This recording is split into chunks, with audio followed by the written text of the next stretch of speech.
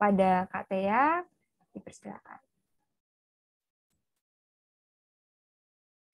Oke, terima kasih Kanang.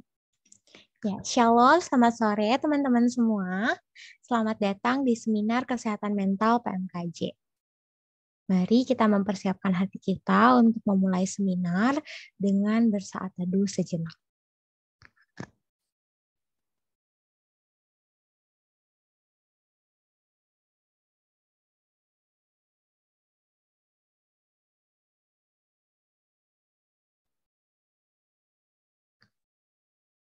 Mari bersatu di dalam doa. Ya Allah Bapa yang begitu baik, Allah yang kasih-Nya terus kami rasakan sepanjang hari ini, bahkan karena kasih-Mu itu, Tuhan telah mempertemukan kami di PMKJ hari ini. Ya Tuhan, hari ini kami sama-sama ingin belajar tentang kesehatan mental. Kiranya Tuhan yang boleh pimpin jalannya seminar kesehatan mental dari awal sampai akhirnya nanti. Kiranya Tuhan juga yang boleh pimpin hati dan pikiran kami. Kiranya kami boleh berfokus kepada kebenaran yang nanti akan kami dengarkan. Tuhan, juga kami mau menyerahkan setiap laptop, setiap gadget, HP, sinyal yang kami gunakan, kiranya Tuhan yang boleh berkuasa atas setiap gadget dan sinyal kami ini, kiranya itu semua boleh memfasilitasi jalannya ibadah ini sampai akhir. Mau menyerahkannya Tuhan, seminar kesehatan mental hari ini ke dalam tangan penyertaan-Mu. Hanya dalam nama Tuhan Yesus kami telah berdoa. Amin. Sekali lagi aku mau menyapa teman-teman. Halo, selamat sore teman-teman. Coba dong tunjukin satu emoji yang paling menggambarkan keadaan teman-teman saat ini. Boleh ditunjukin lewat reaction ataupun di chat. Mana nih satu emoji yang paling menggambarkan kondisi teman-teman saat ini?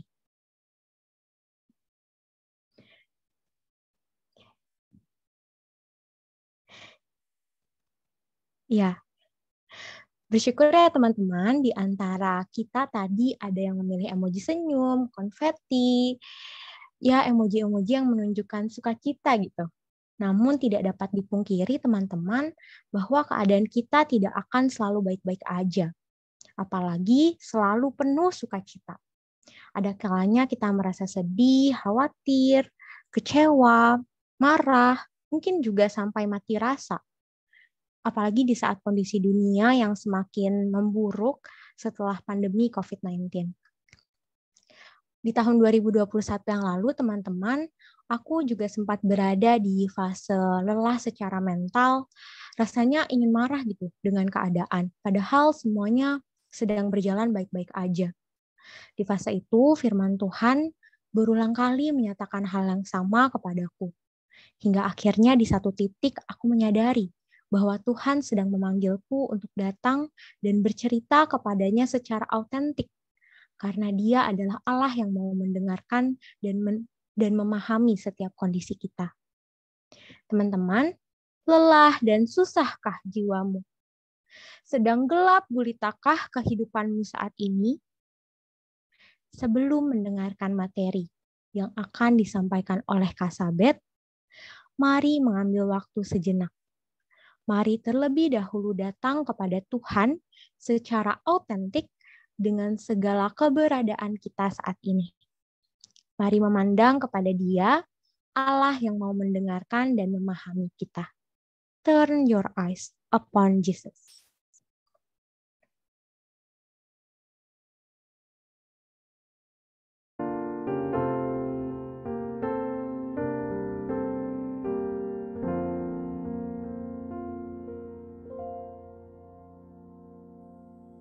Soul, are you weary and troubled? No light in the darkness you see. There's life for a look at the Savior.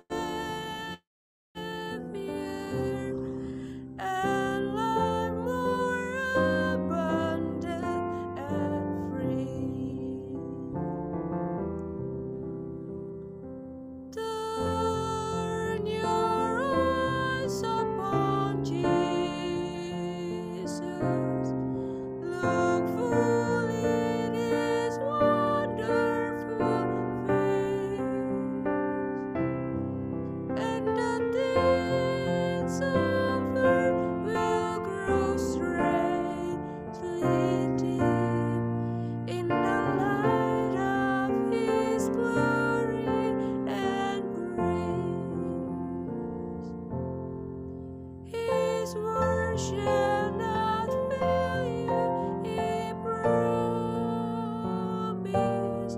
believe Him and all will be well.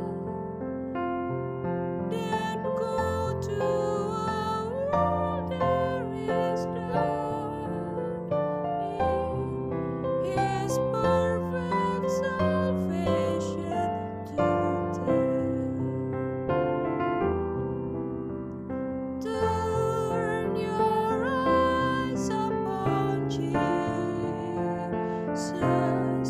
Look full in His wonderful face, and the things of earth will grow strangely dim in the light of His glory and grace.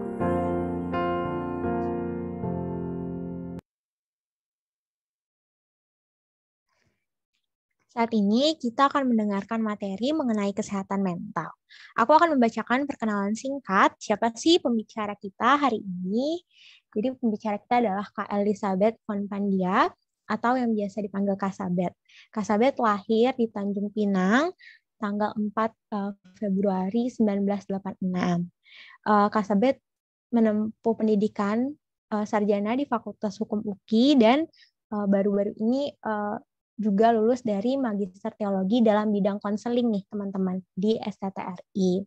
Dan beliau saat ini sedang melayani sebagai staf Perkantas Jakarta. Oke, segitu aja perkenalannya, kita langsung aja ya kasih ke Kak Sabet. Kepada Kak Sabet dipersilakan. Ya, terima kasih Tea. Apakah suara saya bisa terdengar jelas atau putus-putus? Bisa ya? Terdengar jelas, Kak. Oke, thank you. Nanti tolong dikabarin kalau hilang-hilang ya. Ya, sebelum kita mendengarkan pemaparan materi pada sore hari ini, mari kita berdoa terlebih dahulu memohon pimpinan Allah Roh Kudus. Mari kita berdoa. Bapa di dalam kerajaan surga, kami menghampiri tata kasih karunia-Mu pada sore hari ini, memohonkan belas kasihan Tuhan bagi kami, supaya kami, anak-anak-Mu yang ada di dalam ruang Zoom ini boleh mengalami perjumpaan dengan Tuhan melalui pemaparan bahan yang akan disampaikan, topik yang umum. Mungkin kalau kami mendengarkannya nanti, kami akan banyak mendengar dari sudut pandang psikologi, namun kami juga mau mengakui di hadapan Tuhan bahwa segala kebenaran datangnya daripada Tuhan, dan kami bersyukur Tuhan memberikan salah satu kebenaran melalui bidang ilmu psikologi, dan Tuhan juga bisa menyatakan diri melalui hal itu kepada kami.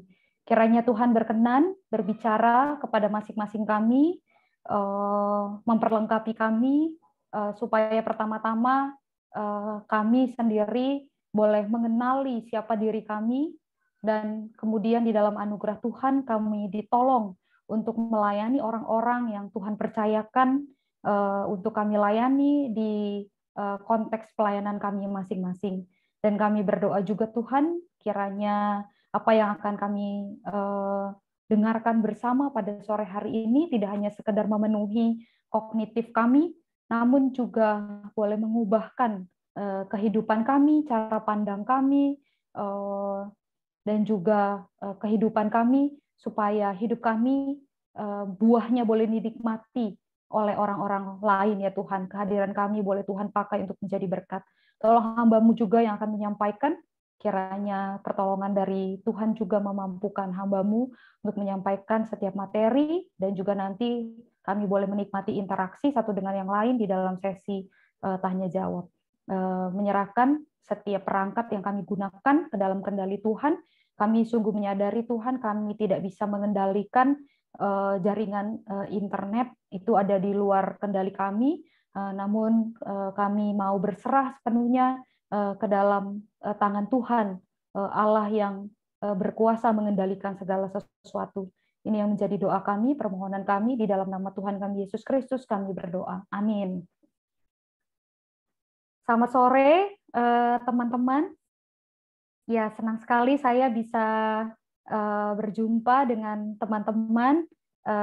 Saya teringat beberapa belas tahun yang lalu, lama ya, saya pernah ada di posisi teman-teman sebagai pengurus atau PKK dari kampus saya dulu di UKI, datang jauh-jauh untuk mengikuti PMKJ. Kalau sekarang cuma butuh ke depan laptop, kalau dulu mesti naik patas gitu ya. Tapi zaman dulu dan zaman sekarang dua-duanya ada seninya gitu. Kalau dulu kejar-kejaran patas begitu, kalau sekarang matanya mesti betah-betah ada di depan layar begitu ya. Itu juga jadi satu tantangan tersendiri buat kita begitu ya. Jadi memang benar bahwa tiap zaman itu ada tantangannya masing-masing begitu ya. Tidak ada zaman yang lebih gampang daripada zaman yang lain begitu ya. Saya senang sekali bisa berjumpa dengan teman-teman walaupun ada di ruang Zoom. Saya tidak pernah menyangka saya akan ada di pertemuan PMKJ seperti ini. Saya bersyukur kepada Tuhan.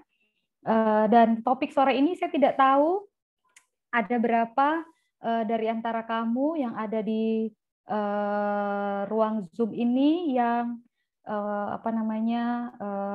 sudah pernah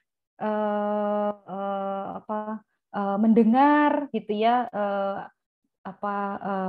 bahkan mungkin cari tahu sendiri begitu ya. Apalagi kalau misalnya kayak Thea gitu, secara khusus mendalami misalnya gitu ya, teman-teman yang kuliah di bidang psikologi pasti banyak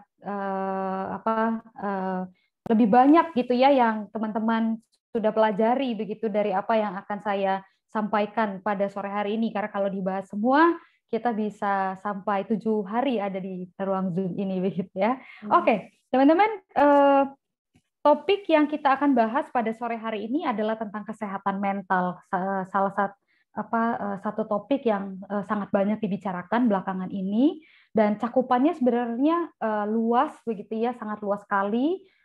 Dan bicara soal kesehatan mental itu juga ada banyak sekali, maksudnya bisa dilihat dari macam-macam sisi begitu ya. Nah, saya akan mencoba membagikan beberapa poin yang saya pikir penting untuk teman-teman tahu, untuk menolong teman-teman dalam melayani di PMK teman-teman masing-masing, apapun peran yang teman-teman kerjakan. Ya, nah teman-teman, pandemi yang sudah berlangsung hampir 2 tahun ini telah memicu banyak hal, begitu ya, termasuk di dalamnya memicu peningkatan gangguan kesehatan mental. Nah, menurut data dari WHO tahun 2021 yang lalu, gangguan kesehatan mental yang banyak terjadi di Indonesia, begitu ya, ini di Indonesia selama pandemi COVID itu berkaitan dengan kesulitan belajar. Kesulitan belajar tuh bukan berarti kurang cerdas begitu ya, tetapi karena situasi yang mesti belajar secara online itu ternyata meningkatkan kesulitan dalam seseorang mengikuti kelas-kelas online itu begitu ya. Lalu kecemasan, stres, gangguan mood dan depresi begitu. Nah, sedangkan menurut data dari UNICEF begitu, pada Oktober 2021 data ini UNICEF memperkirakan 1 dari 7 remaja berusia 10 sampai 19 tahun ini di dunia ya, secara global begitu dunia didiagnosa mengalami gangguan mental. Dan setiap tahun tindakan bunuh diri itu merenggut nyawa hampir 46.000 anak muda begitu, dan bunuh diri adalah 1 dari 5 penyebab utama kematian anak muda. Nah, ada penelitian yang lain yang mengatakan bahwa angka orang-orang yang mengalami kesepian juga meningkat di masa pandemi ini akibat kurangnya interaksi sosial, begitu ya. Jadi mereka-mereka yang sosial skill-nya memang rendah, begitu ya. Sejak sebelum pandemi sosial skill-nya memang rendah, maka masuk di masa pandemi ini mereka mengalami gangguan kesepian lebih tinggi daripada mereka-mereka dengan social skill yang lebih tinggi atau lebih baik begitu ya. Nah, teman-teman, pertanyaannya bagi kita adalah fenomena apa ini, begitu ya? Fenomena apa ini? Mungkin kita mengenal dan menyebut fenomena-fenomena ini sebagai isu dari kesehatan mental yang belakangan ini marak diperbincangkan. Dan saya melihat bahwa tingkat kesadaran orang pada pentingnya kesehatan mental itu juga semakin meningkat di saat-saat ini begitu ya teman-teman. Kalau buka di Instagram begitu ya, lihat di YouTube itu ada atau buka account-account yang lain begitu, itu ada banyak sekali postingan-postingan yang membahas tentang kesehatan mental, dan kontennya juga nggak kaleng-kaleng gitu ya istilahnya ya. Ada banyak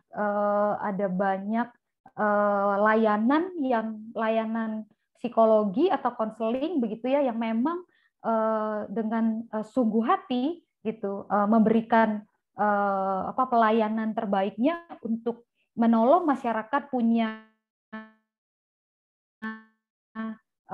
awareness yang lebih baik begitu ya tentang kesehatan mental begitu.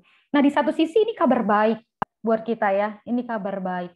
Nah, tetapi di sisi lain ini juga bisa menjadi masalah begitu ya, karena semakin banyak orang mencoba menjadi psikolog atau psikiater bagi dirinya sendiri gitu ya. Itu yang kita suka kenal dengan self diagnose begitu. Jadi karena kan semua sekarang bisa diakses ya di Mbah Google gitu ya. Terus kita misalnya kita sulit tidur 2 hari, 3 hari, hari keempat kita mulai kenapa nih ya gue susah tidur ya gitu ya, mulai cari. Terus mungkin susah tidur, terus nggak terlalu selera makan, cari. Terus kita wah nih gue depresi nih gitu ya, depresi nih gitu gara-gara susah tidur dan hilang selera makan dalam 3-4 hari misalnya begitu. Ya memang itu jadi salah satu tanda begitu ya orang depresi. Tapi tidak terjadi dalam waktu 3-4 hari terus langsung dibilang depresi begitu. Nah, itu yang berbahaya ya, dan kita juga kan tanpa sadar atau sadar juga gampang-gampang gitu ya bilang kepada orang lain mungkin gitu ya, lo depresi kali gitu, atau lo bipolar lo ya gitu ya, gara-gara mungkin temennya pagi ini happy gitu kan ya, terus tiba-tiba nanti malam ketemu di Zoom tuh dia lesu gitu ya, mungkin jangan-jangan ya wajar aja udah seharian udah capek gitu, lo bipolar ya, tadi pagi aja happy banget, sekarang aja udah loyo banget gitu ya. Kalau saya yang digituin, saya bilang lo kira-kira aja ya depan Zoom segitu lama gitu ya, masa ya gue happy terus gitu kan, sebenarnya bisa. Tapi orang itu langsung apa iya ya, jangan-jangan gue bipolar ya gitu, terus cari di Google bipolar apa, cocokologi, kayaknya gue punya deh ini, kayaknya gue punya deh ini gitu kan ya. Nah padahal tidak sesederhana itu ya teman-teman ya gitu ya. Saya pikir teman-teman yang belajar psikologi juga pasti akan sedih sekali kalau ketemu dengan orang-orang yang self diagnose seperti itu, terus ngomong misalnya ada yang ngomong ya, ini karena saya taunya Tea doang nih anak psikologi, jadi saya akan banyak sebut namanya Tea gitu ya. Tea kayaknya gue insecure-nya meningkat nih, gue masih normal apa enggak ya gitu ya. Mungkin kayak aduh gitu ya, pengen ngomong juga bingung gitu kali ya. Nah teman-teman, oleh karena itu menurut saya gitu ya, penting sekali untuk mengetahui apa itu kesehatan mental dan hal-hal penting yang terkandung di dalamnya supaya kita tidak salah kaprah begitu ya. Nah, saya mengutip perkataannya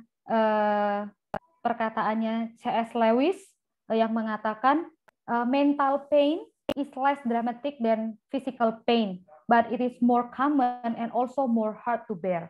Gitu ya. Jadi mungkin kelihatannya luka-luka atau kesakitan mental itu kelihatan tidak sedramatik kalau orang sakit kanker begitu ya, yang perlu sampai dirawat, perlu kemoterapi dan seterusnya begitu ya, atau misalnya orang dengan kalau demam aja kan itu udah mengalami kesulitan ya, nggak selera makan, nggak mau bangun dari tempat tidur karena sakit kepala begitu ya. Tetapi kita tidak bisa anggap remeh bahwa ternyata mental pain itu juga berat untuk dipikul begitu ya.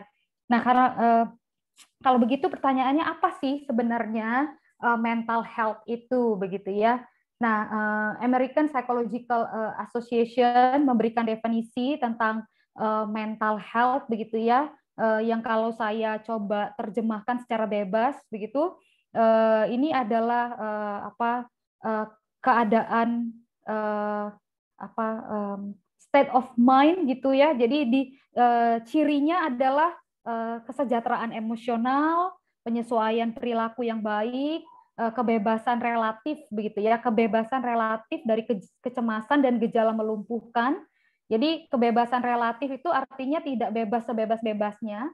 Kadang-kadang masih ngalamin kecemasan begitu ya, masih mengalami gejala-gejala yang mengganggu begitu ya. Dan kapasitas untuk membangun hubungan yang konstruktif dan mengatasi tuntutan dan tekanan hidup yang biasa. Jadi kalau dilihat dari pengertian ini, kita bisa melihat yang menjadi parameter dari kesehatan mental itu adalah kualitas emosi yang baik, penyesuaian perilaku yang baik, bebas dari gejala yang melumpuhkan, dapat membangun relasi yang konstruktif, dan dapat mengatasi tekanan hidup yang biasa. Tekanan hidup yang biasa tuh misalnya tugas kuliah banyak begitu ya. Nah, itu kan tekanan hidup yang namanya jadi mahasiswa kan pasti punya ya tugas gitu ya. Jadi kalau kamu masuk kampus, kamu punya asumsi tidak akan punya banyak tugas, maka kamu salah kuliah gitu kan ya.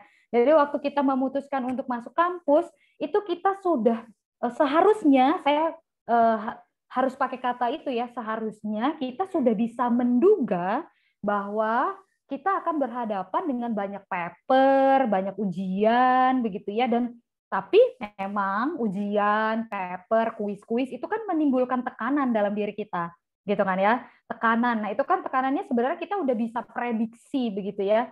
Nah tekanan itu kita bisa atasi.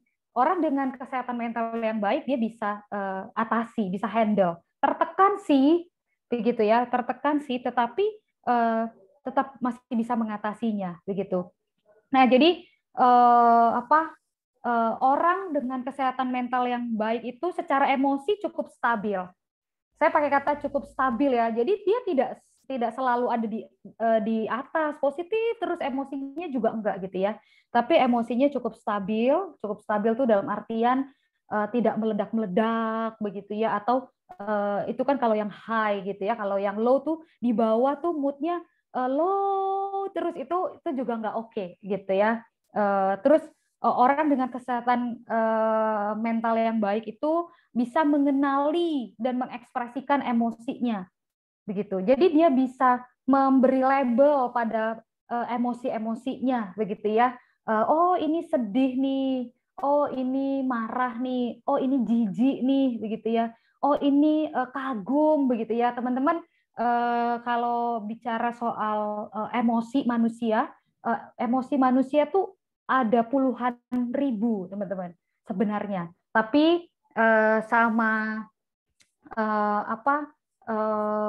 orang-orang yang belajar psikologi itu diringkas jadi beberapa puluh begitu ya teman-teman, nanti bisa lihat di Google ada namanya emotional well begitu ya, teman-teman bisa lihat di sana. Jadi itu bukan cuman sedih, happy, marah begitu ya, ada banyak, bosan misalnya begitu ya. Jadi senang itu ada banyak lagi anaknya. Gedenya sih senang emosinya, kecil-kecilnya lagi ada banyak. Gedenya sih angry, marah, tapi kecil-kecilnya lagi ada banyak. Nah kalau saya bahas satu-satu nggak cukup waktunya begitu ya. Jadi orang yang sehat jiwanya itu dia bisa kenali. Kalau dia misalnya ya, contohnya yang paling gampang ya, putus cinta misalnya begitu ya, dia bisa mengenali emosinya. Jadi putus cinta tuh nggak mesti selalu sedih loh emosinya loh. Emosinya bisa banyak tuh di dalam satu kejadian putus cinta tuh emosinya bisa banyak.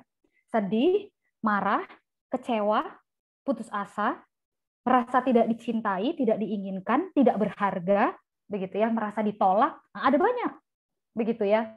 Jadi dia mencoba mengenali itu dan dia mengekspresikan. Nah ini nanti bicara soal mengekspresikan, kalau marah juga nggak gebrak-gebrak meja gitu ya. Nah ini nanti yang berikutnya nih. Kalau dia sehat secara jiwanya sehat, maka dia punya perilaku yang dapat diterima oleh lingkungan.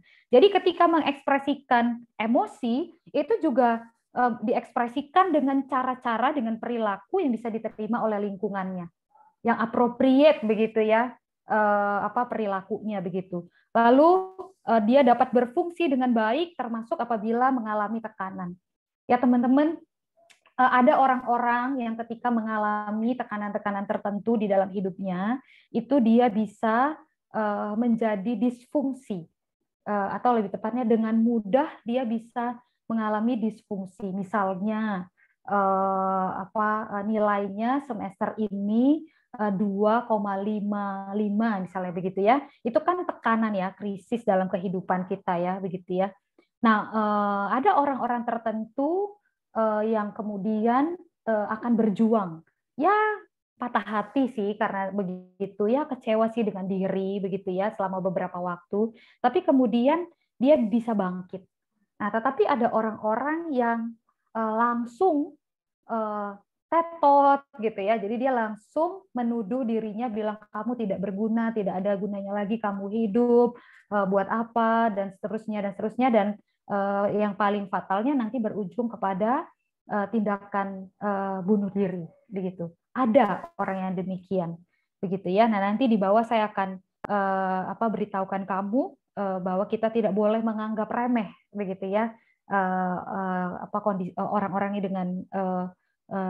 dengan situasi atau kepribadian yang demikian.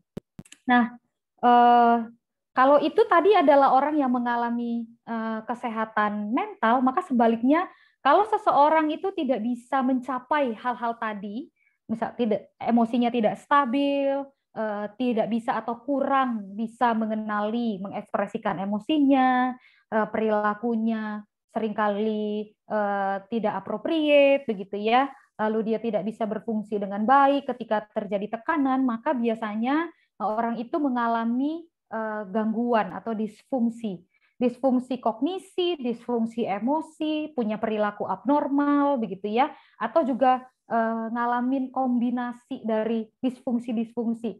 Nah, ini ribet ya teman-teman ya, saya nggak akan bahas disfungsi nanti kita jadi 2 SKS belajar psikologi abnormal, nanti kamu bisa minta tutorial dari Thea aja kalau mau begitu ya, ngejelimet begitu ya.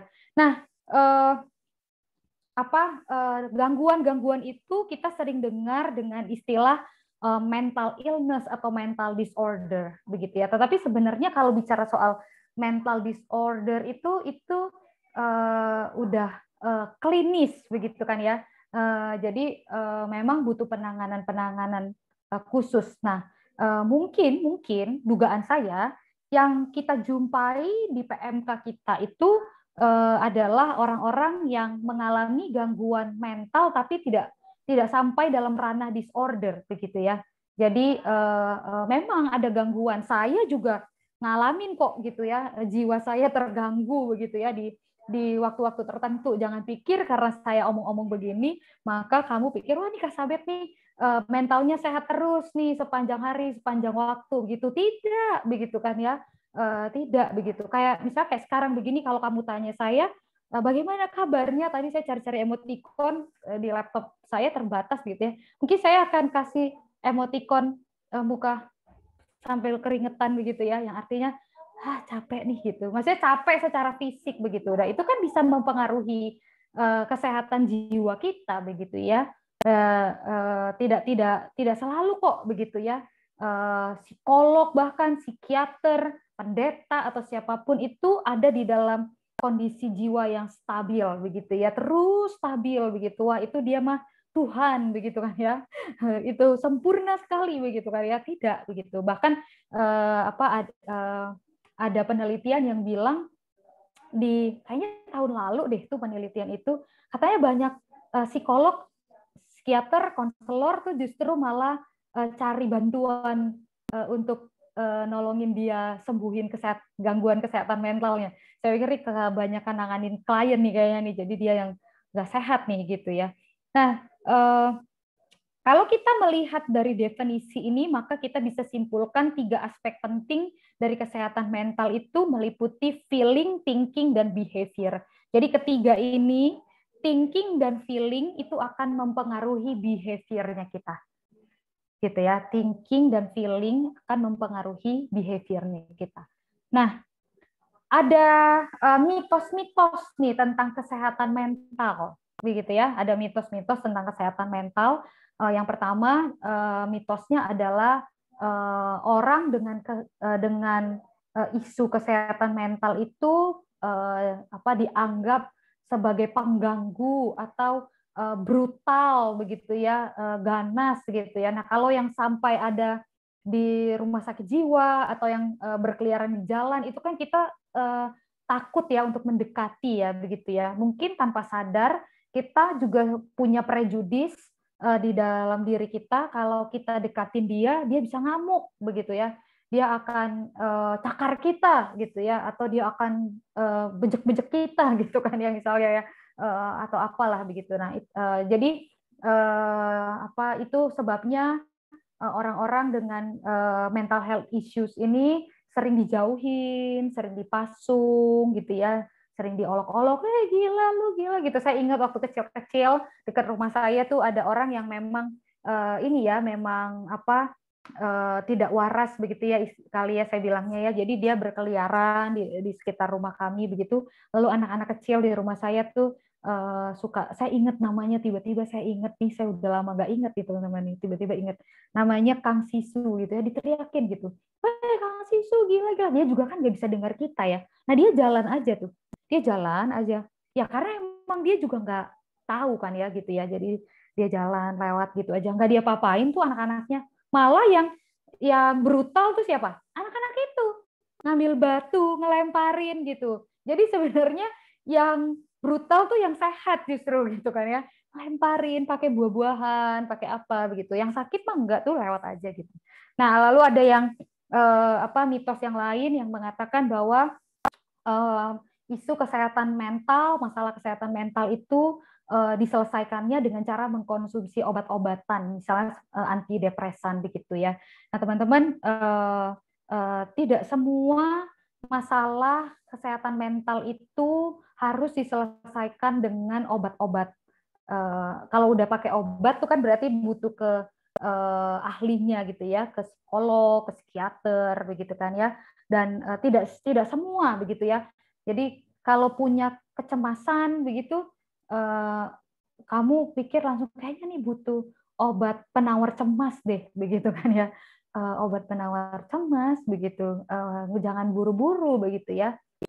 Saya punya teman di kampus saya, dia mendiagnosa dirinya depresi. Jadi ini dia self diagnose ya gitu ya. Lalu dia beli sendiri antidepresan karena dia tahu namanya itu ya, the power of searching Google begitu. Lalu dia beli dan kemudian dia minum aja. Jadi kalau dia rasa dia kumat bahasanya, dia minum begitu ya. Satu ketika saya tahu dia melakukan itu, dan saya bilang, kenapa kamu nggak pergi aja kepada yang emang ahlinya untuk tahu begitu ya. Dia bilang, ngapain gitu, ngapain, nggak apa-apa, ini bisa kok gitu. Entah sugesti, entah memang emang ada efeknya, jadi katanya setelah dia minum obat itu dia merasa lebih tenang begitu ya. Tapi itu tidak seperti itu cara kerjanya menyembuhkan atau memulihkan masalah kesehatan mental ya teman-teman ya, begitu ya. Terus ada mitos yang lain yang mengatakan bahwa recovery from a mental illness is impossible, begitu ya. Sekali alami gangguan mental sama dengan selamanya sakit jiwa. Ini juga mitos, begitu ya. Ini mitos. Jadi kalau ini mitos, maka tentu hal-hal ini harusnya tidak terjadi dan kita juga tidak sepakat dengan ketiga hal ini, begitu ya. Nah, teman-teman, bicara soal kesehatan mental itu tidak sesederhana membalikkan telapak tangan begitu ya, dikasih obat sembuh begitu kan ya, dikasih obat kayaknya bisa selesai, tidak begitu ya. Karena apa? Karena ada banyak sekali aspek atau dimensi dari kesehatan mental. Seseorang itu bisa punya mental kesehatan jiwa yang baik atau yang buruk itu mesti dilihat dari banyak sisi begitu ya. Ada 4 dimensi 4 dimensi kesehatan mental, begitu ya. Yang pertama adalah dimensi biologis.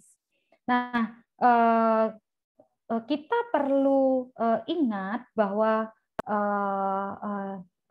ada di dalam tubuh kita ini ada unsur-unsur genetik, begitu ya. Lalu otak tiap orang itu juga nggak sama yang satu dengan yang lain, begitu ya. Lalu sistem sarafnya juga berbeda-beda, begitu ya. Kita nggak tahu, begitu ya, ketika kita lahir atau seseorang itu terlahir ke dalam dunia, ternyata cairan di otaknya itu ada yang nggak balance, kita juga nggak tahu, begitu ya. Kita nggak tahu, kalau ternyata dopaminnya kurang, misalnya begitu ya, atau apalnya lagi gitu kurang, begitu ya. Kita nggak tahu sampai satu ketika ada pemicu yang kemudian membuat orang itu misalnya mengalami gangguan mental tertentu dan perlu dicek, gitu ya, perlu lakukan pengecekan secara biologis untuk ngecekin, begitu ya.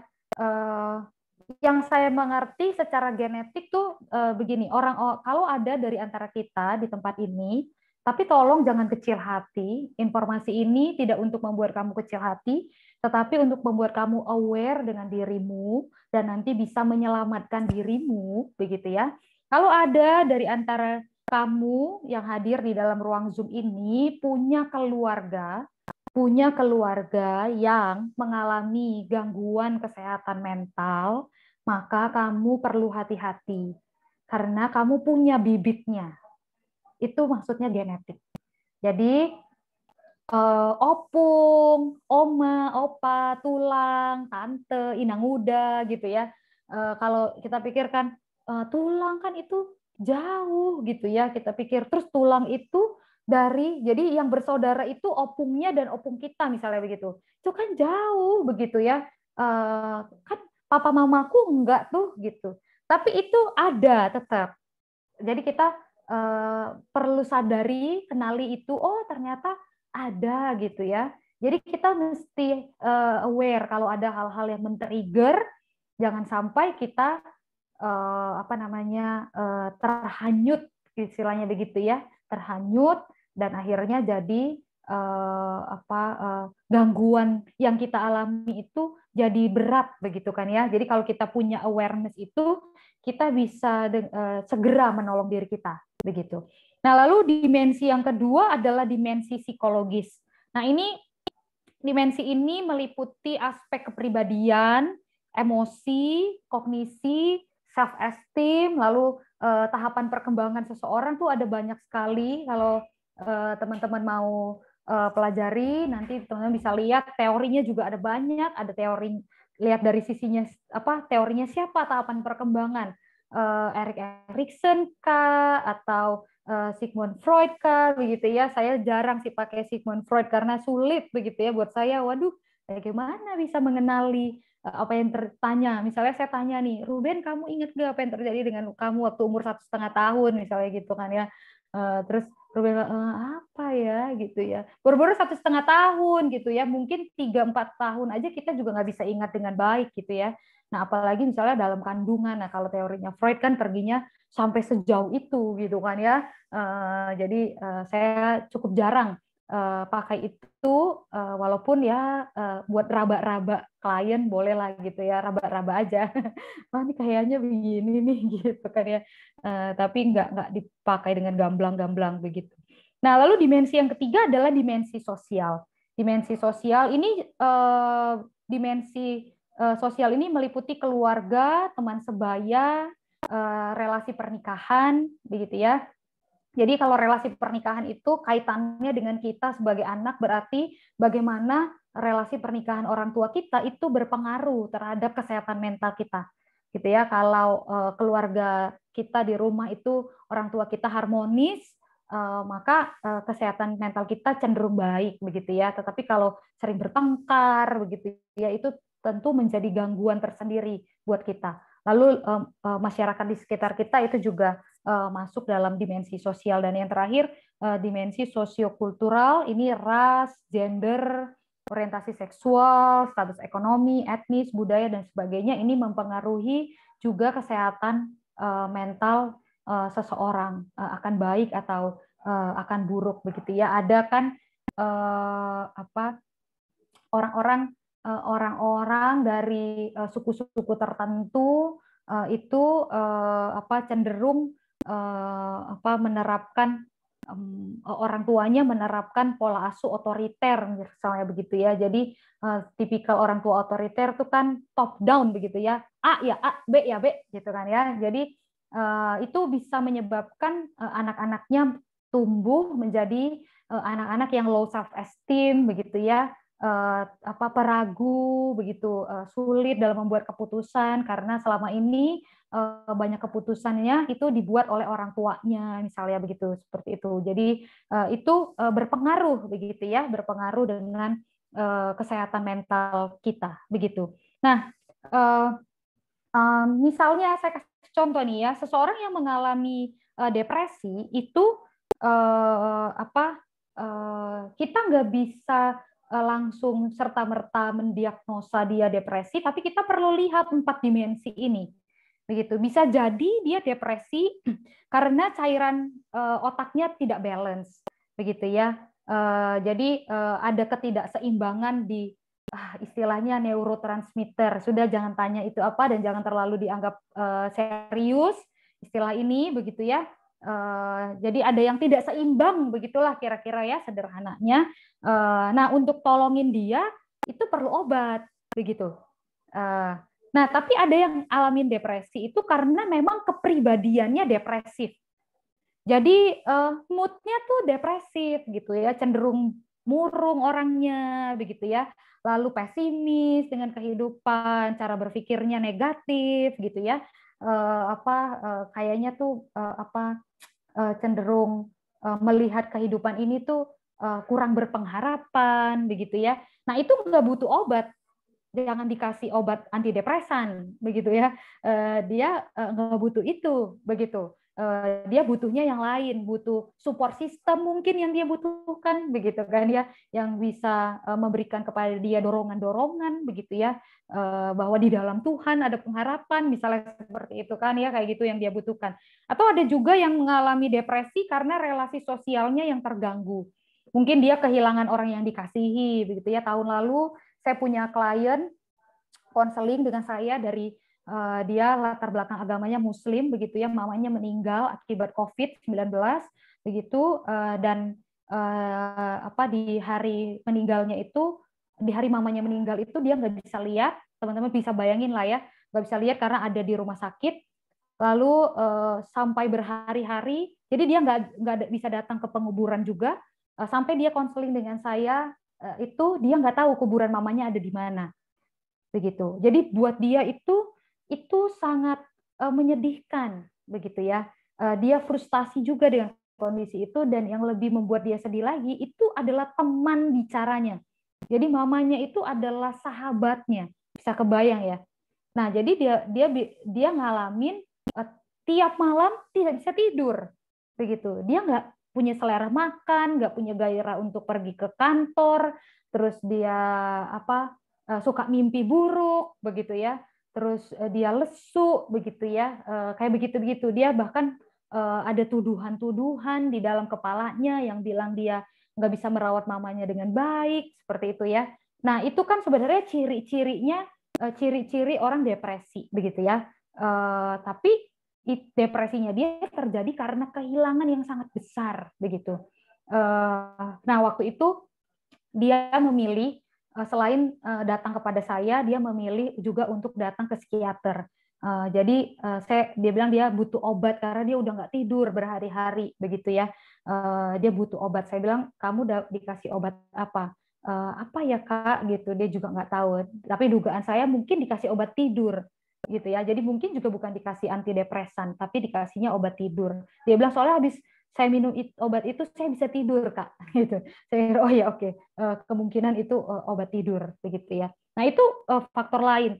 Atau ada orang yang mengalami depresi karena tidak punya support system, keluarga yang broken home begitu ya. Jadi itu bisa jadi pemicu.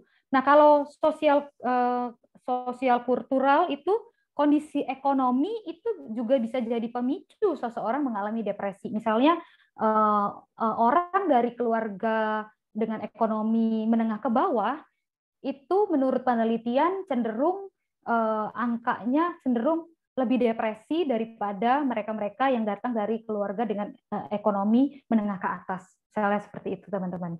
Nah, jadi kalau kita mau simpulkan, ini satu case depresi aja itu dimensinya ada banyak begitu ya. Dan kita perlu kenali itu baik-baik ya, masing-masing dimensi ini bisa berkontribusi di dalam kesehatan mental seseorang atau gangguan kesehatan mental seseorang begitu kan ya. Jadi teman-teman sekarang kan udah tahu nih ya, sedikit udah tahu nih. Nah, teman-teman nanti kalau ada teman yang bilang depresi bisa tanya gitu. Jangan cepet-cepet oh iya nih kayaknya nih gitu, tapi tanya dulu emang lo ngalamin apa gitu ya. Kalau dia bilang patah hati, teman-teman salah satu trigger dari depresi itu adalah kehilangan, gitu ya. Kehilangan. Nah, patah hati, putus cinta itu kan kehilangan. Itu bisa jadi trigger, teman-teman. Jadi jangan anggap remeh ya orang-orang yang patah hati ya.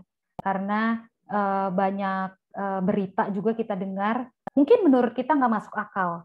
Tapi pantang sekali keluar dari mulut kita, ya ampun, karena patah hati doang lu, sayat-sayat diri gitu ya. Itu saya berharap setelah kamu dengar sesi ini, kamu tidak menjadi barisan orang-orang yang mengeluarkan kalimat-kalimat yang demikian gitu ya. Karena mungkin dia emang gak sanggup nanganin, menghandle patah hatinya itu, begitu ya. Mungkin kamu juga belum pernah mengalami, dan jangan gitu ya, kalau bisa jangan begitu. Nah ini nih, ini ada gejala-gejala awal seseorang mengalami gangguan kesehatan mental. Ada banyak ya teman-teman ya. Ini, jadi tidur, makan dan tidur terlalu banyak atau terlalu sedikit. Jadi semua yang terlalu itu not okay ya, terlalu banyak atau terlalu sedikit. Lalu menjauhkan diri dari orang lain dan aktivitas-aktivitas yang biasanya dia lakukan. Lalu low energi begitu ya. Lalu merasa numb, mati rasa gitu ya. Jadi dia kalau ada yang bilang, "Duh, gue kok nggak ngerasain apa-apa ya," gitu ya. Nah, teman-teman, kalau ada yang ngomong gitu tuh langsung alarmnya tit nih, teman aku kenapa nih gitu, apa yang bisa dibantu gitu ya. Jangan diabaikan ya teman-teman ya, feeling numb, atau kalau kamu sendiri yang ngalamin ya gitu ya. Lalu mengalami rasa sakit yang nggak bisa dijelasin, kayak nggak ada sebabnya aja gitu, tiba-tiba sedih gitu. Kenapa? Tiba-tiba aja sedih. Pernah nggak begitu? Tiba-tiba aja pengen nangis. Terus nangis nanti nggak berhenti-berhenti, misalnya selama beberapa belas menit, misalnya begitu. Nah gitu, terus atau merasa putus asa, merasa tidak berdaya gitu ya. Nah, yang lain juga ada yang merokok, minum gitu ya, gunain narkoba gitu. Mungkin kalau kamu sampai udah ada di ruang Zoom ini, saya rasa bagian yang ini tidak terjadi ya pada kamu ya. Tapi kalaupun terjadi, it's okay cari pertolongan begitu ya. Jadi jangan merasa, wah ini gua nih ngerokok nih, cuman gak ketahuan aja sama Bang Ruben gitu kan ya.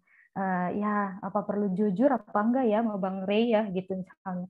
Ya nggak apa-apa, jujur aja gitu. Mungkin karena kamu lagi ngalamin beban yang sangat berat begitu ya. Jadi kamu butuh minum untuk melupakan sejenak kepedihan jiwamu itu begitu ya.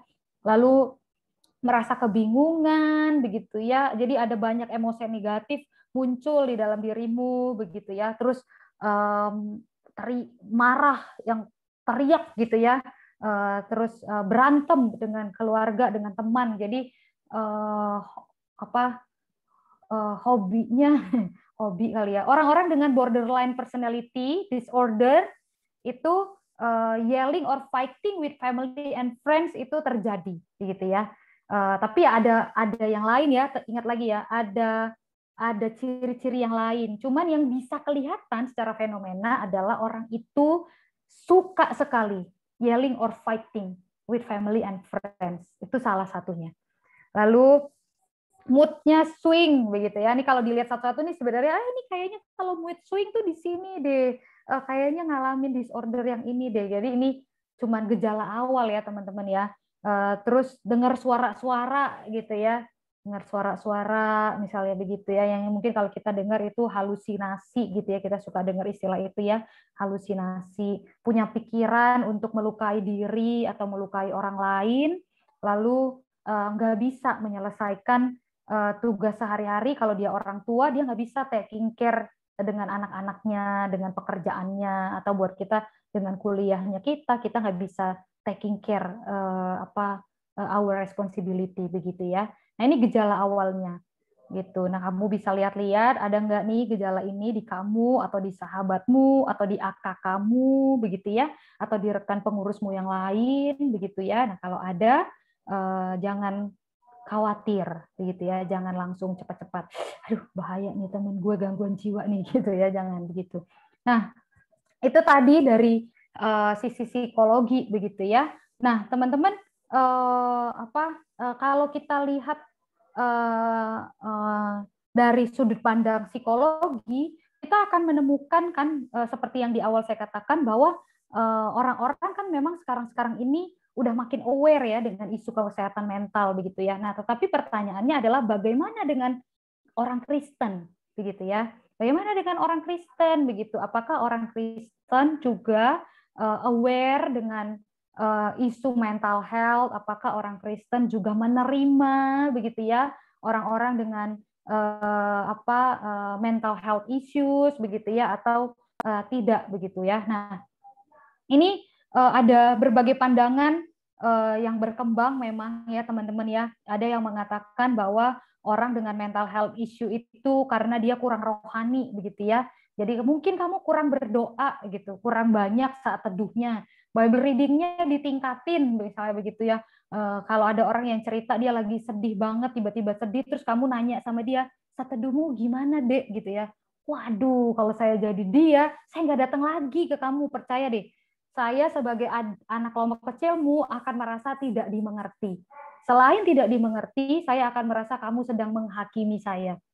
Maksud lo lagi pengen bilang gue kurang rohani, gitu kan ya. Kita omongan-omongan kita tuh orang bisa nangkep maknanya beda-beda loh ya, gitu ya.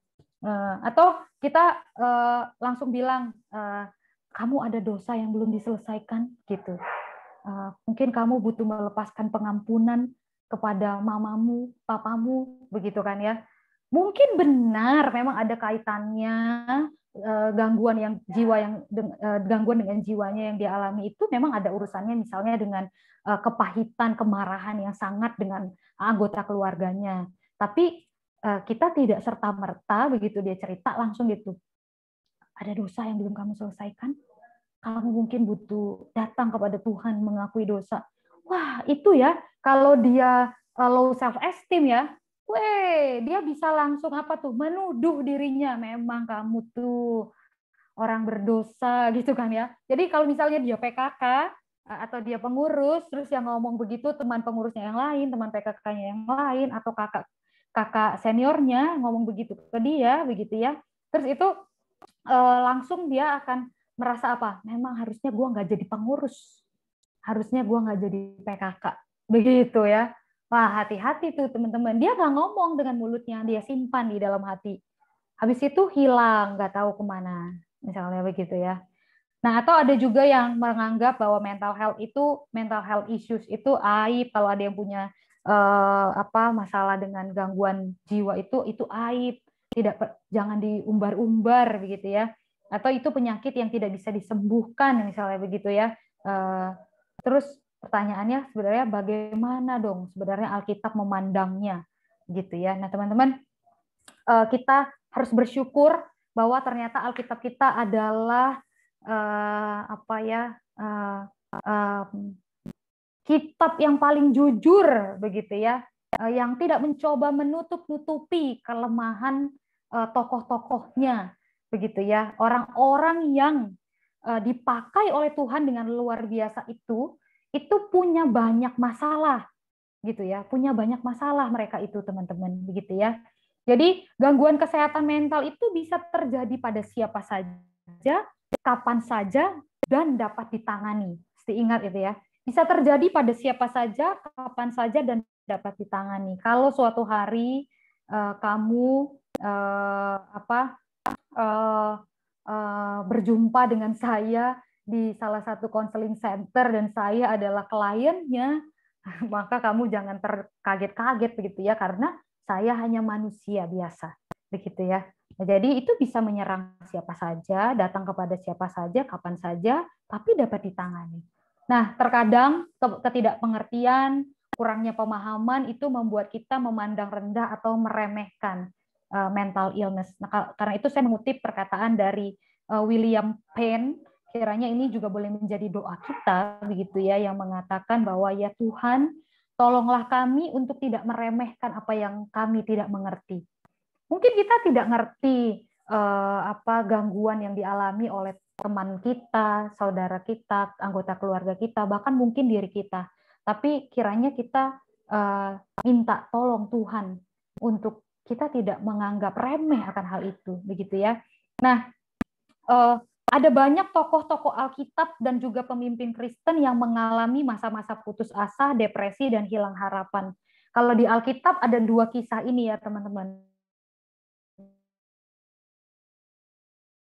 Tahu ya kisah ini ya. Saya nggak akan baca 2 ini. Bagaimana Elia mengalami ketakutan yang sangat besar, mengalami frustasi, hilang harapan, sampai rasanya mau mati begitu ya. Dan kalau ingat apa yang Tuhan lakukan kepada Elia di dalam masa-masa putus asanya itu, Tuhan nggak suruh dia mengaku dosa, Tuhan nggak suruh dia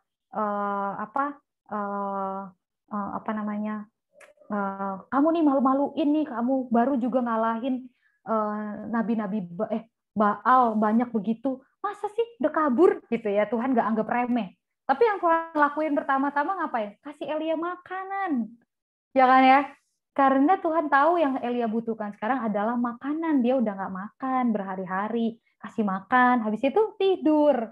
Habis itu makan lagi, tidur lagi. Baru setelah itu Tuhan menjumpai dia dengan caranya Tuhan yang ajaib. Gitu kan ya. Itu unik sekali loh. Maksudnya Tuhan kita tuh, itu saya menangkap kesan Tuhan yang lemah lembut begitu ya. Tuhan yang lemah lembut. Dan memang dengan orang-orang yang punya masalah dengan kesehatan mentalnya, kita perlu meneladani, minta Tuhan kasih kita itu kelemah lembutan itu begitu ya. Karena teman-teman jujur berhadapan dengan orang-orang yang punya masalah dengan kesehatan mental, apalagi kalau udah serius begitu, itu melelahkan dan bahkan kadang-kadang menguji kesabaran begitu ya. Sekarang udah baik, nanti seminggu 2 minggu lagi terganggu lagi misalnya gitu ya. Sekarang udah nggak mau bunuh diri, nanti sebulan lagi mau bunuh diri lagi. Coba kalau kamu nggak lemah lembut, nggak sabar gitu ya, kamu bisa bilang apa? Ya udah kalau emang mau mati, mati aja gitu ya. Wah mati sedia seketika itu juga teman-teman, percayalah begitu ya. Tapi kita butuh minta kepada Tuhan begitu ya, seperti Tuhan nge-treat Elia gitu ya. Mungkin yang dia butuhkan waktu itu adalah kita ajak dia makan begitu ya, ngobrolin obrolan basa-basi begitu kan ya. Bukan ngobrolin emang lo lagi ngalamin apa gitu, tapi obrolan basa-basi yang menghibur. Terus nanti besok lagi ajak lagi ketemuan misalnya begitu ya. Nah, sayangnya kan kita suka kurang sabar ya gitu ya. Dengerin cerita orang itu kan kita kurang sabar kan gitu kan. Karena emang capek sih. Jujur aja emang itu capek kok gitu. Saya bisa mengerti kok kalau kamu kurang sabar, kelelahan begitu ya. Itu ya wajar lah begitu. Makanya kita butuh anugerah Tuhan supaya kita dikasih begitu ya, kesabaran, kelemah lembutan. Nah, kalau lihat lagi kisahnya Ayub, teman-teman. Ayub itu kan sebenarnya memang dia mengalami kehilangan yang sangat besar begitu ya. Jadi secara manusia wajar kalau Ayub itu marah kepada Tuhan, marah kepada kehidupan begitu ya. Sampai akhirnya di Ayub 10 ayat 1 dia mengatakan, aku telah bosan hidup. Aku hendak melampiaskan keluhanku, aku hendak berbicara bicara dalam kepahitan jiwaku.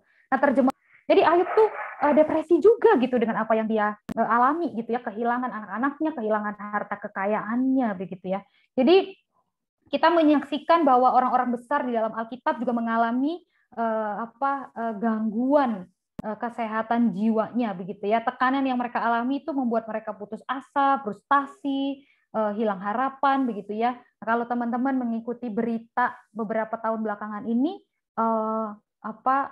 banyak ya tokoh-tokoh, pemimpin-pemimpin agama, pemimpin-pemimpin Kristen lebih tepatnya, yang ikut Tuhan sungguh-sungguh, tetapi mengalami gangguan kesehatan mental, bahkan ada yang meninggal bunuh diri.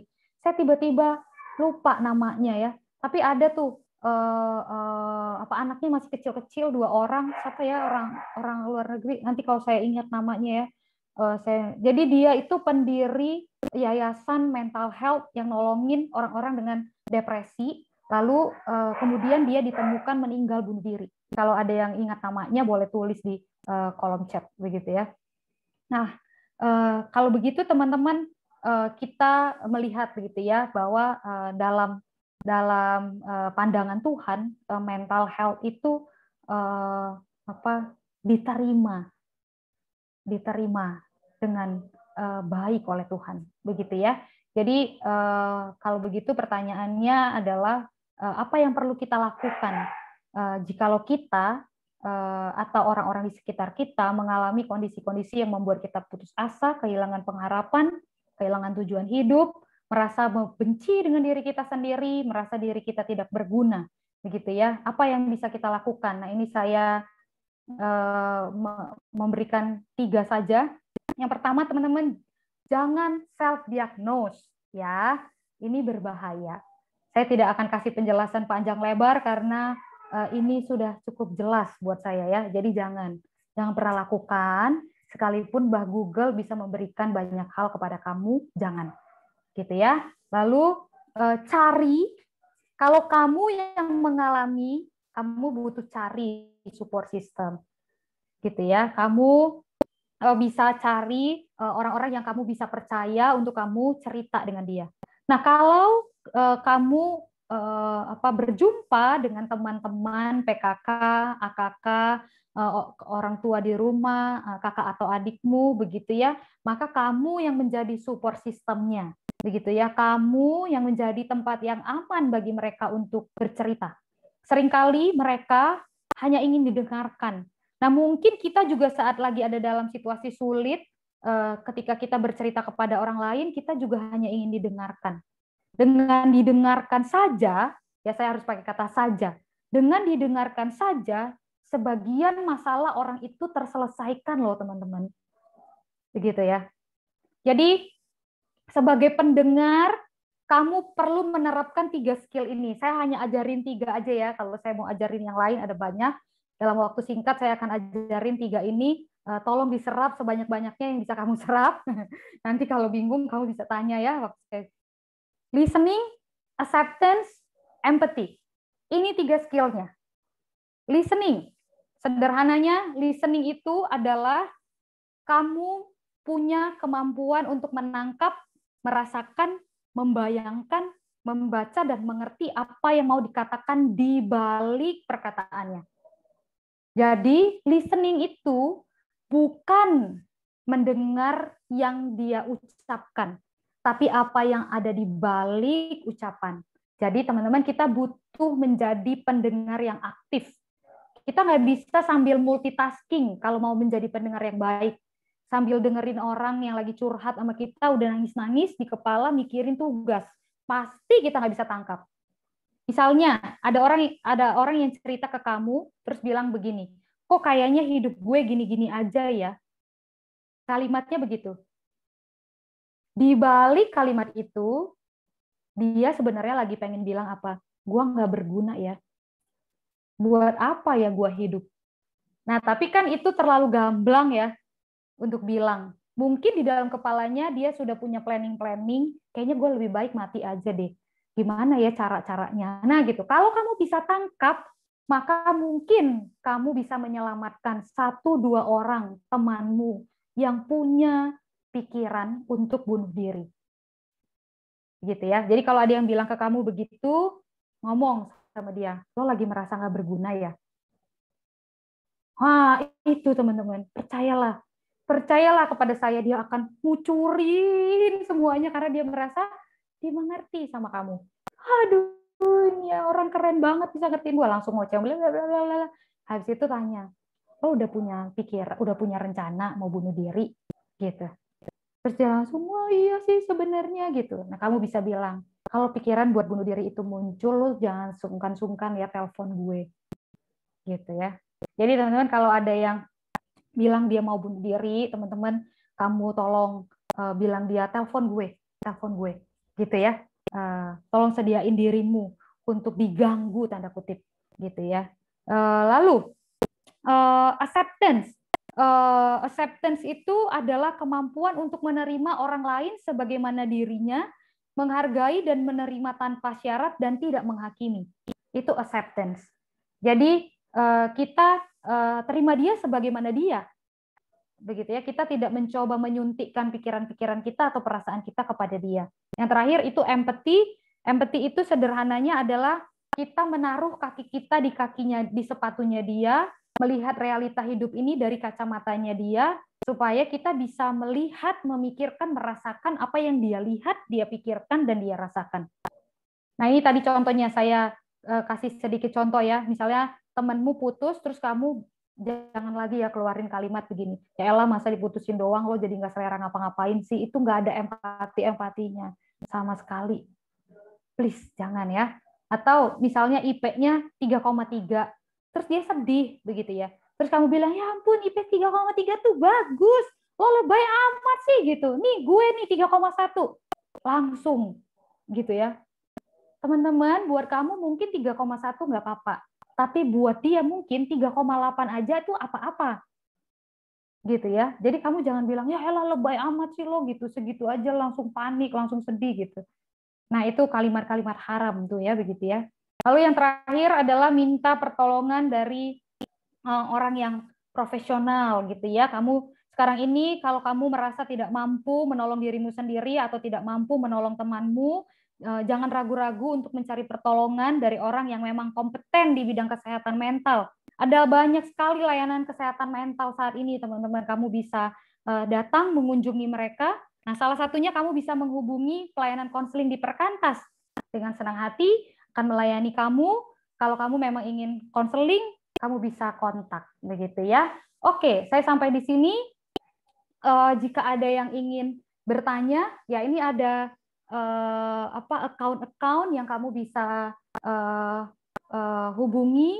Nanti di IG-nya Perkantas itu ada bagian khusus untuk daftar konseling. Jadi silakan jangan sungkan, jangan ragu untuk datang. Oke, silakan jika ada yang ingin bertanya, saya kembalikan kepada Thea. Oke, terima kasih banyak Kak Sabet untuk pemaparannya. Tadi aku lihat nih Kak, di slide udah banyak banget nih Kak pertanyaan. Nah teman-teman yang masih mau bertanya, boleh banget dibuka slide yang ada di chat, gitu ya. Atau boleh juga teman-teman kalau ingin bertanya secara langsung kepada Kak Sabet dengan tulis di chat atau direct message ke aku, atau juga mau on mic itu dipersilahkan. Tapi mungkin kita pertanyaan dari slide dulu ya Kak. Ini banyak nih Kak ditanyain. Mungkin boleh tolong sambil ditampilkan. Oke. Yang paling aku bacain yang udah aku buka aja Kak. Ini yang paling banyak ditanya nih Kak, gimana sih meresponi teman yang ingin ya ini yang pertama, yang ingin convert jadi gay karena kepahitan dengan salah satu anggota keluarganya. Gimana nih Kak? Langsung jawab ya? Iya boleh Kak langsung jawab. Oke.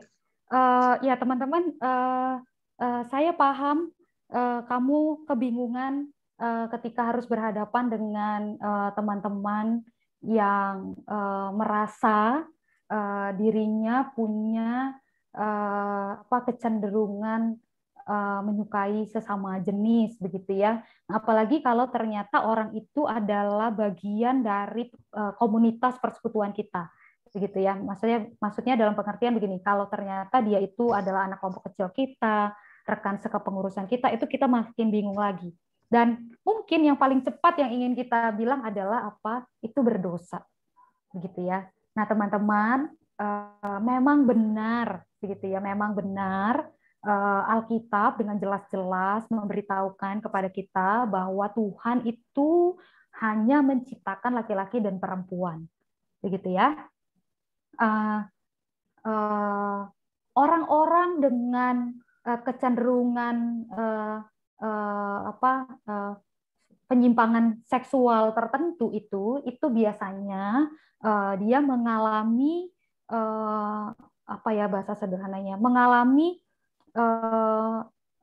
masa-masa yang tidak mudah di waktu yang lalu, relasinya itu biasanya rusak dengan figur-figur signifikan di dalam hidupnya, entah itu ayahnya, entah itu ibunya, biasanya dengan dua itu. Maka yang kamu perlu lakukan untuk menolong pertama-tama adalah kamu menerima dia ketika dia mengakui itu. Teman-teman, kita memang salah satunya perlu belajar acceptance tadi itu, kita perlu belajar juga untuk punya gestur dan ekspresi muka yang memang benar-benar accept dia begitu ya.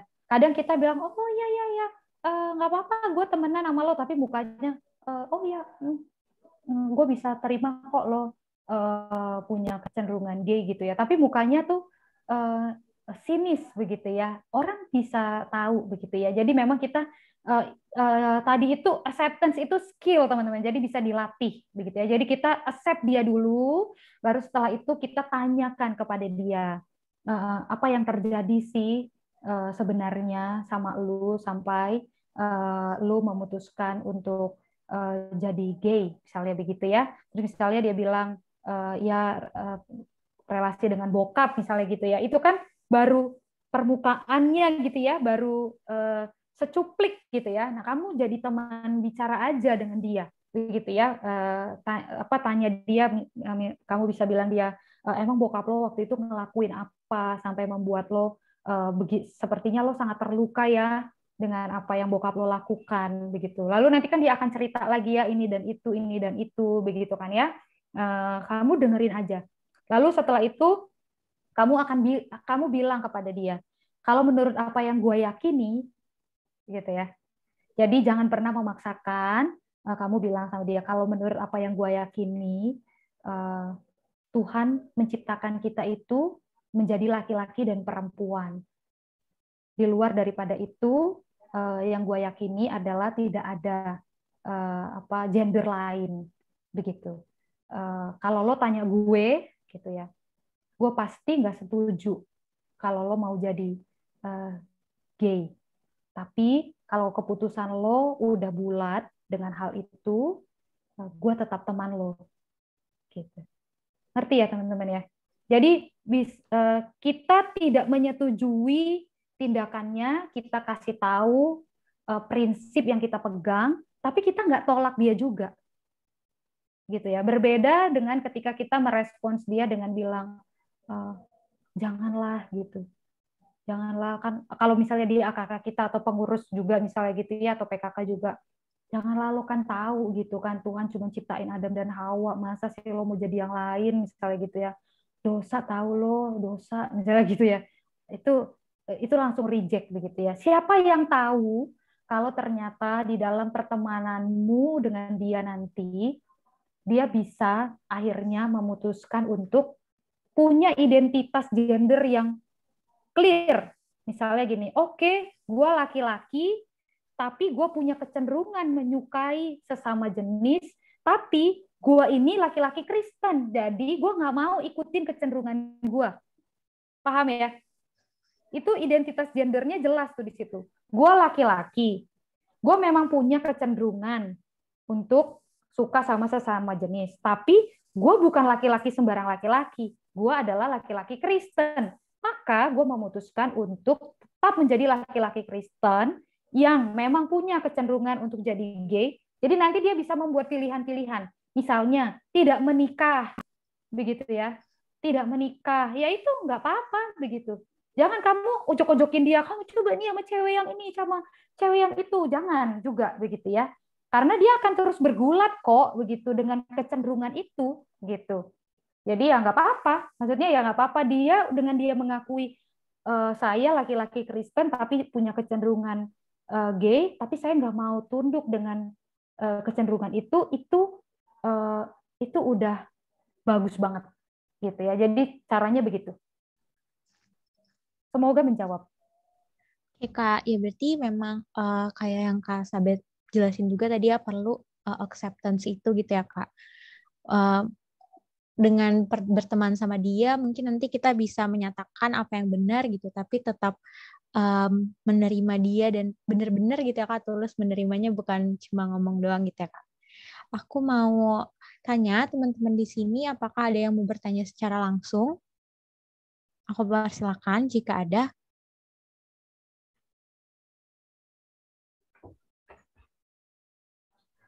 Oke. Karena tidak, aku baca pertanyaan selanjutnya ya di Slido. Kak Sabet, gimana sih Kak caranya untuk membedakan teman kita yang hanya perlu untuk didengarkan gitu?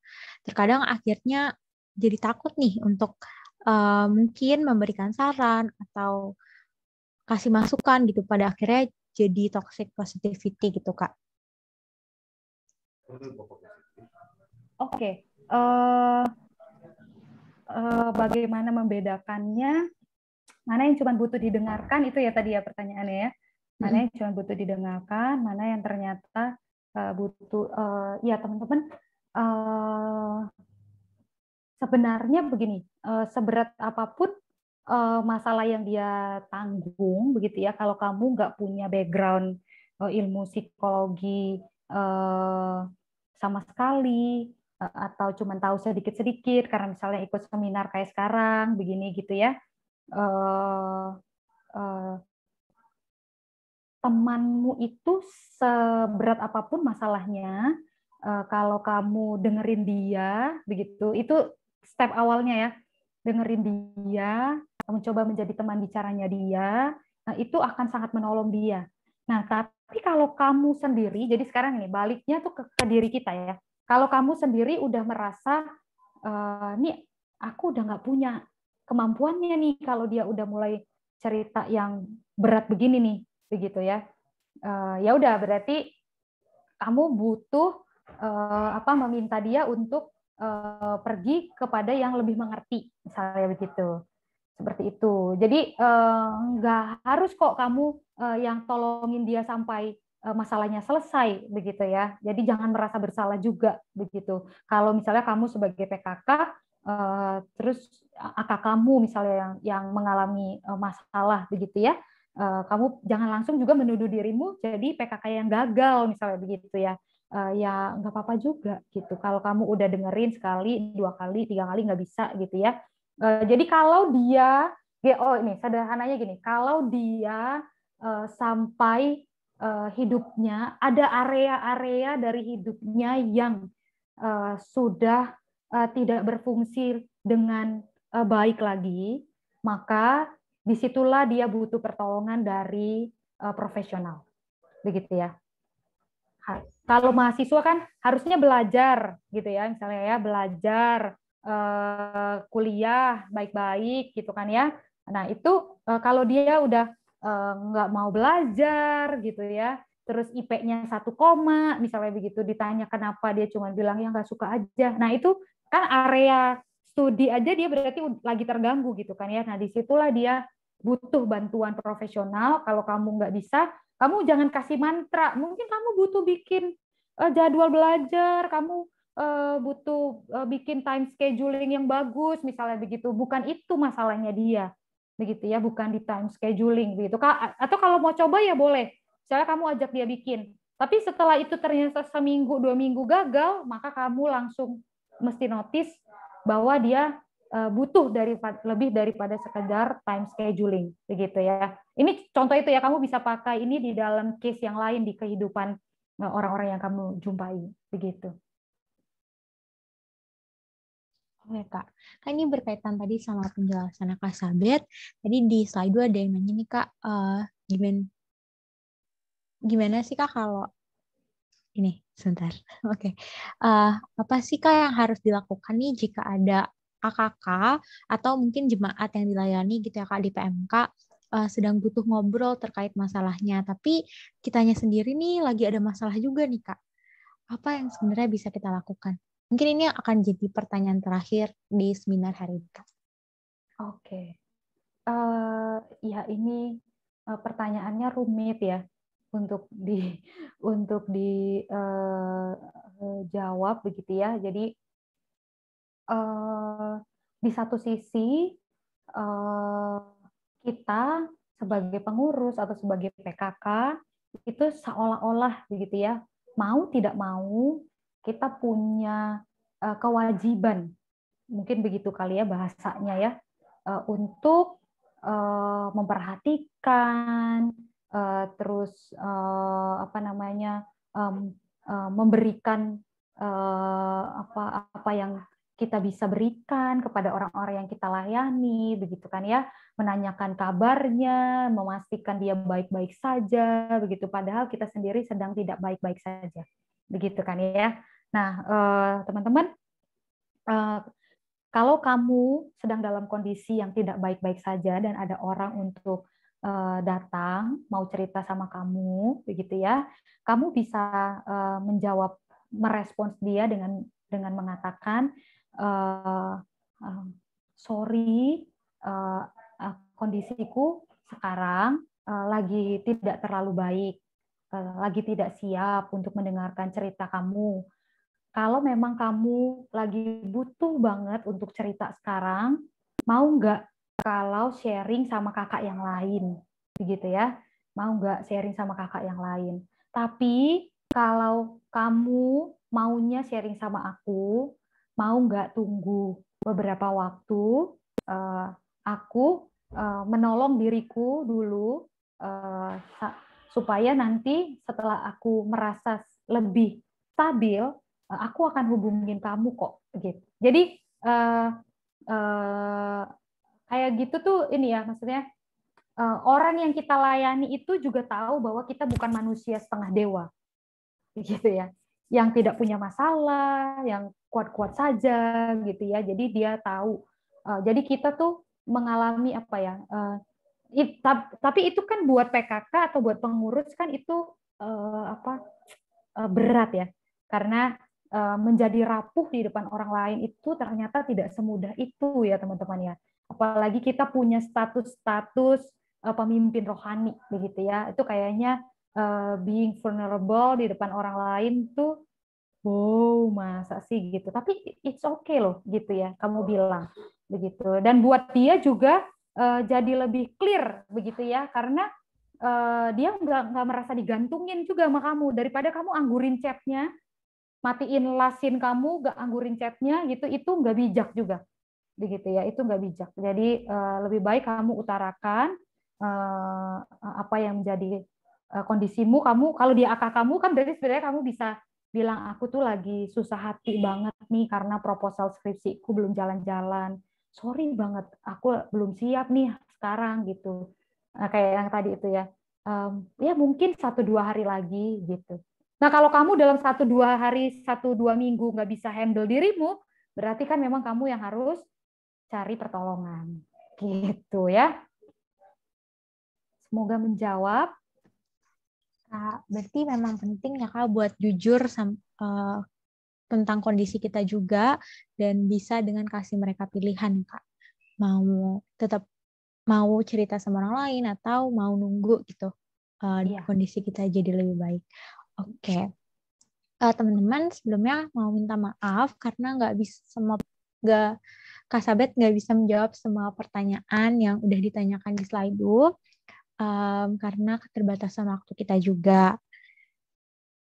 Mungkin nanti teman-teman kalau mau tanya tentang kondisi diri atau kondisi pelayanan terkait kesehatan mental, juga bisa nih mendaftar konseling yang nanti akan dijelaskan lebih lanjut di Warta. Kalau aku bisa sedikit menyimpulkan dari seminar kita hari ini, kesehatan mental itu sesuatu hal yang kompleks gitu ya. Tadi Kak Sabet menjelaskan ada banyak dimensi yang sebenarnya ada di kesehatan mental gitu. Dan ini bukan dan ini hal yang wajar gitu untuk dialami oleh semua orang. Bahkan di Alkitab sendiri, tokoh-tokoh besar yang Tuhan pakai itu pun pernah mengalami kondisi mental yang gak baik-baik aja, kondisi sakit jiwa gitu ya, gangguan kesehatan mental juga. Tapi kita bisa melihat dari cerita-cerita mereka pun Allah kita adalah Allah yang menerima setiap kondisi mental kita. Karena itu kalau kita ataupun jemaat yang kita layani ada yang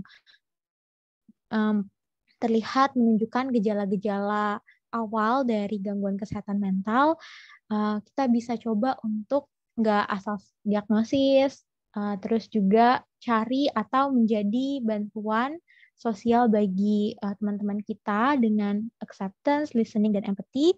Dan juga yang terakhir, jika sangat dibutuhkan, kita bisa datang atau kita bisa menyarankan teman kita untuk datang kepada profesional. Nah, teman-teman, sekarang kita akan mendengarkan warta kepada Kana. Aku persilakan.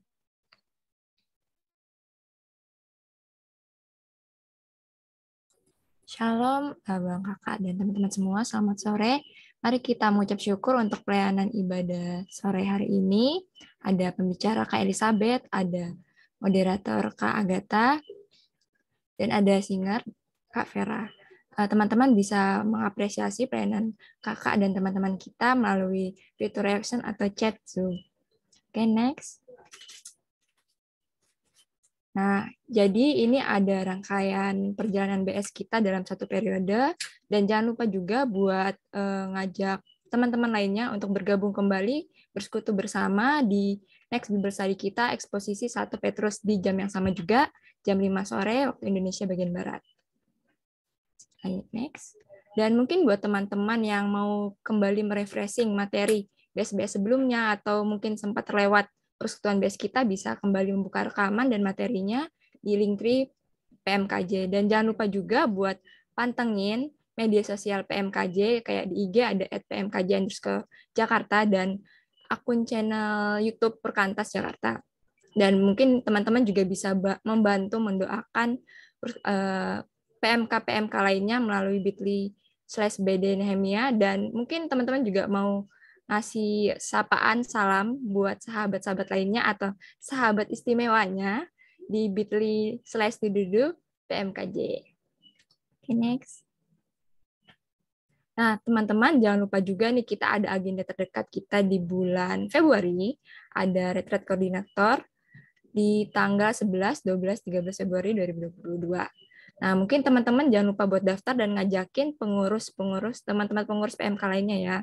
Dan mungkin kalau misalnya ada info-info yang ingin ditanyakan, teman-teman bisa menghubungi CP wilayah yang tertera melalui mengunjungi tautan yang tertera di slide. Lanjut. Nah, ini seperti yang dibilang Kak Sabet sebelumnya, jangan langsung segera menganalisis diri sendiri. Teman-teman kalau punya pergumulan atau mungkin perlu suatu bantuan, teman-teman bisa nih mengunjungi forms atau tautan Linktree di IG Perkantas Jakarta, Yuk Konseling, yang merupakan wadah terbaru Perkantas untuk membantu teman-teman mungkin menyelesaikan beberapa masalah yang mungkin teman-teman anggap apakah itu suatu hal yang wajar ya. Jadi jangan lupa buat bisa dicek nih di IG Perkantas Jakarta. Siapa tahu teman-teman memerlukannya atau teman-teman lainnya, teman-teman pengurusnya, PKK-nya, SKK-nya, bisa banget nih diajakin buat ngelihat Linktree-nya dulu. Oke, itu aja mungkin warta kita pada hari ini. Terima kasih, karena serahkan kembali ke Kak Tia. Meminta Kak Sabet untuk menutup seminar ini di dalam doa. Kita berdoa. Ya Tuhan, Allah pencipta, pemilik dan pemelihara kehidupan kami menghampiri Engkau, memohon akan belas kasihan, kemurahan daripada Tuhan untuk menolong kami masing-masing supaya kami bisa makin hari makin mengenal, mengasihi Tuhan, tapi juga makin mengenal dan mengasihi diri kami, dan mengenal dan mengasihi sesama kami dengan benar ya Tuhan. Dan kami juga sungguh menyadari Tuhan di dalam bagian kami untuk mengasihi sesama kami, untuk mengerjakan peran kami sebagai pengurus, sebagai PKK, ataupun sebagai pelayan di PMK kami masing-masing, berhadapan dengan jemaat-jemaat yang tidak mudah, yang punya masalah dengan kesehatan mentalnya. Kami sadar benar bahwa kasih kami sebenarnya terbatas. Selain itu, kami juga sadar benar kalau kemampuan kami juga terbatas. Karenanya Tuhan, kami memohonkan kiranya Tuhan menganugerahkan kepada kami hati seperti hatinya Kristus yang mau mengasihi orang-orang yang Tuhan percayakan untuk kami layani, dan Tuhan yang terus boleh memperlengkapi kami dengan cara-caranya Tuhan yang ajaib, seperti misalnya seminar pada sore hari ini, atau juga dengan pesatnya perkembangan informasi yang bisa kami peroleh juga. Biarlah kiranya itu semua boleh kami pakai menjadi sarana yang baik untuk kami bisa semakin efektif melayani orang-orang yang Tuhan percayakan kepada kami. Berikanlah kepada kami kerendahan hati, kesabaran, dan juga kelemah lembutan ya Tuhan, supaya orang-orang yang berjumpa dengan kami merasa aman, merasa nyaman untuk berinteraksi, berelasi, bercerita kepada kami, dan di dalam waktu dan caranya Tuhan, kalau ada orang-orang yang memang mengalami pergumulan hidup yang berat, mereka juga dengan suka hati mau bercerita kepada kami, dan kami Tuhan mampukan juga untuk bisa menjadi pendengar yang baik buat mereka. Terima kasih Tuhan untuk persekutuan kami pada sore hari ini. Kiranya apa yang sudah disampaikan Tuhan tanamkan di dalam pikiran dan juga hati kami, dan ini boleh menjadi bekal yang baik dalam kami mengerjakan pelayanan kami ke depannya. Terpujilah Engkau ya Tuhan, di dalam nama Tuhan kami Yesus Kristus, kami mengucap syukur dan berdoa. Amin.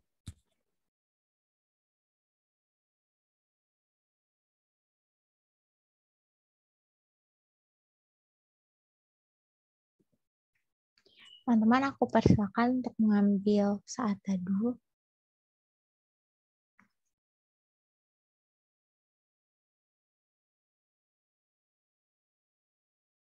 Oke, selamat sore teman-teman. Terima kasih untuk kehadirannya di sore menjelang malam ini. Kita bisa, jangan lupa ya buat kumpul lagi di persekutuan minggu depan ya. Ajak teman-teman PKK-nya, SKK-nya, atau pengurus PMK lainnya buat bergabung bersama kita. Terima kasih juga buat Kak Sabet dan Kak Tea dan teman-teman pelayan lainnya yang udah mempersiapkan persekutuan kita di sore hari ini. Terima kasih.